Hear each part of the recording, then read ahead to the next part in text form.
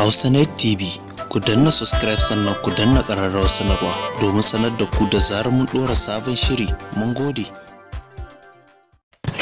Shin wai da gaske ne masarautar Zazzau Sarki Sunusi na biyu za a ƙara ba jagorance ta? Wani labari yana ta yada social media akan cewar tsohon sarkin Kano wato Sarki Sunusi wai shi za a ba ya jagoranci masarautar Zazzau, inda kwanakin baya tsohon sarkin wanda ya samu ya koma garin bisa ga shirye da aka yi ga jagorantar sarautar ta jihar Kano. To wannan labari dai yana ta yamsa hazo, inda gidajen jaridu suna ta wallafa wannan labari, sannan kuma mutane ma abin yana ta ƙara ɗaure masa kai.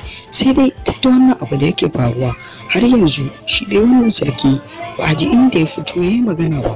Sannan shi ne naɗin wato El Rufai, gwamnan jihar Kaduna, ya fito ya yi faɗa ƙarara ya nuna cewar shi ɗin za a ba. Sai dai wasu batutuwa suna ta ƙara zuwa suna dawowa, inda ake tunanin cewar wani abokin tsohon sarkin ake tunanin za a ba, wanda ainihin ɗan jihar Kaduna ne, inda shi tsohon sarkin yake ta ƙara ba shi shawarwari akan yanayin mulki da kuma jagorantar talakawa.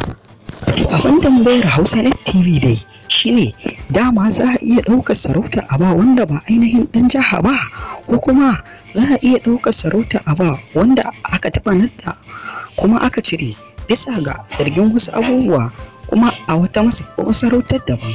To mu dai muna roƙonku da idan wannan ne karan ku na farko a wannan tasha ta Hausanet TV mai albarka, da ku danna mana subscribe, kana ku danna mana ƙararrawar sanarwa don ci gaba da kasancewa da mu a cikin shirye-shiryenmu. Mun gode. Hausanet TV. Hausanet TV, ku danna subscribe sannan ku danna ƙararrawar sanarwa domin sanar da ku da zarar mun ɗora sabon shiri. Mun gode.